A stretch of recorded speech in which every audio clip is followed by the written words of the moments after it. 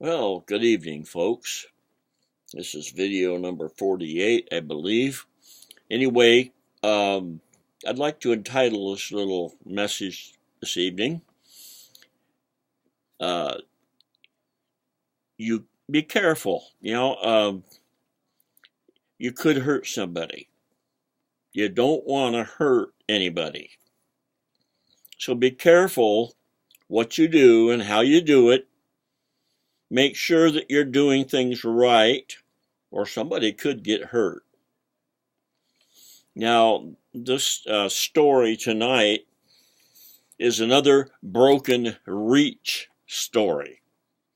I've had two of those reaches break on me in my 20 years or 21 years of hauling logs, and neither one of them were expected. But it all boils down to, if they would have inspected it, I probably would have gotten a ticket because I didn't notice the crack or whatever that was developing. And anyway, this happened when I was working in Washington. I think this was getting up around the late 80s, early 90s. Anyway, I was hauling logs, if you want to call them logs. The little tiny ones, we called them pecker poles. That's what they were called in the logging industry.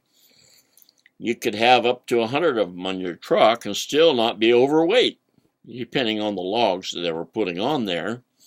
Get some of that white fur, and that's pretty heavy. But anyway, I was loaded with a load of those, and I forget where I was hauling from, into Washington State somewhere. But I was hauling them in to a place called, what was it? It was right near where Laurelwood Academy is. It's a parochial school that used to be there, and then I believe it was in the 70s or somewhere in there they shut that one down.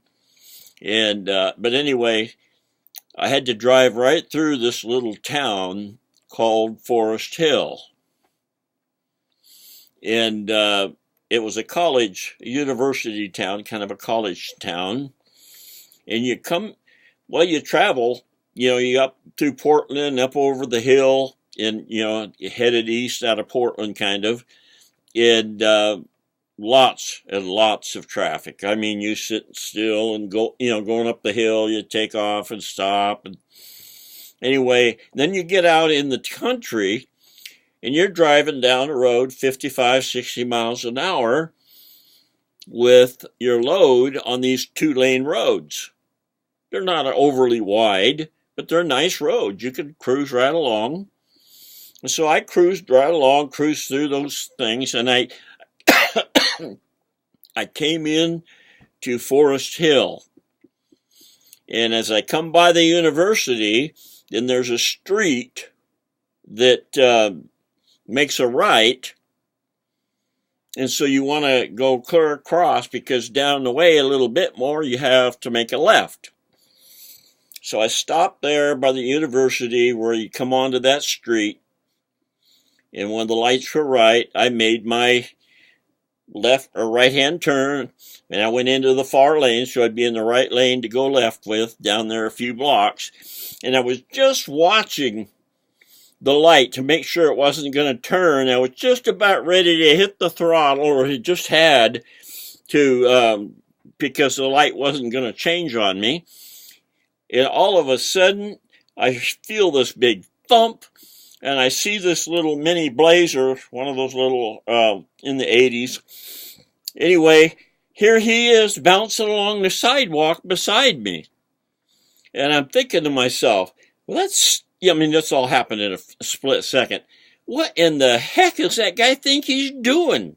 Trying to, and, then all of a sudden I realized my trailer was right over there behind him, pushing him along. My reach had broke. It was broke on the same side. But anyway, it snapped the rear axle right off of that thing and did quite a bit of damage. And here I am with about 100 logs or 90 logs on my truck, almost logs, and right in the middle of the street, got everything blocked, blocked up, and anyway, so we're all standing around there, and there was even pictures of it in the paper, but I was thinking to myself, 5 minutes ago, you were cruising down that 2-lane road. What if that thing had decided to brake out there and that trailer swung out and took out a car, a whole family or whatever might have been in that car? And it would have come down to me being responsible for not noticing that crack. One of the things that I had compensators everywhere else I worked. They had a compensator pin on the front of that great big reach that came in and out as you went around corners. Well, in Washington where I worked, almost all of them they just loosened the thing up on the reach, and the reach slid back and forth inside the tube of the trailer. Well, it wears after a while. And so it's not always in the same spot. It could have been in the tunnel for a while. Anyway, I never noticed it. And I broke that reach. Fortunately, nobody was in that park. It was a car that was parked there. And fortunately, nobody was in the car. The lady was in the store. But I was just like, it all boils down to the fact that I'm a super affiliate network marketer.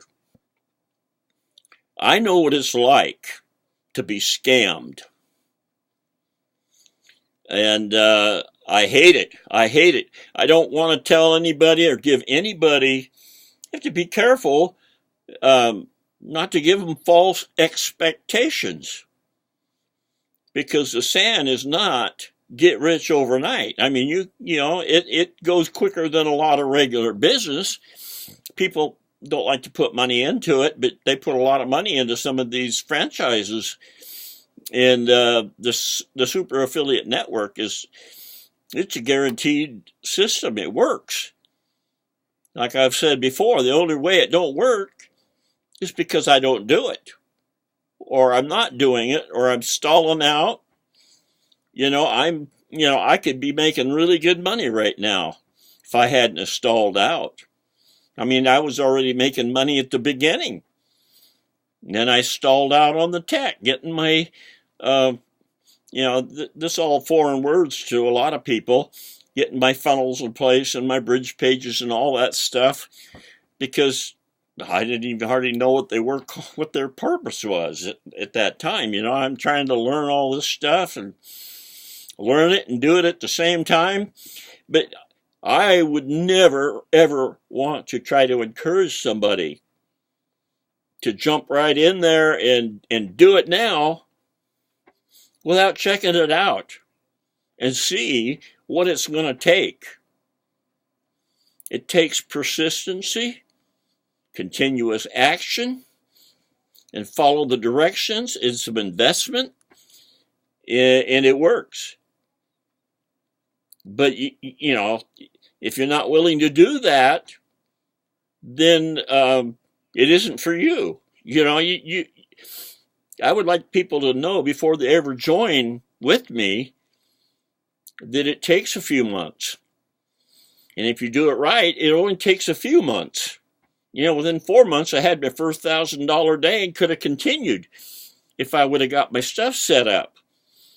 But I hadn't even done these follow-up things that I'm doing now. These follow-up videos, they're the biggest part of your income. Well, actually, most people write them out, but I don't like writing. I'd rather be more personal and talk to you so you know who I am. And anyway, that's what I would like to leave with you tonight, never lead somebody with false expectations. Tell them how it is. I'll just say it's damn good. Click the link below if you'd like to learn more about how it can help you, and we'll see you tomorrow. Bye-bye.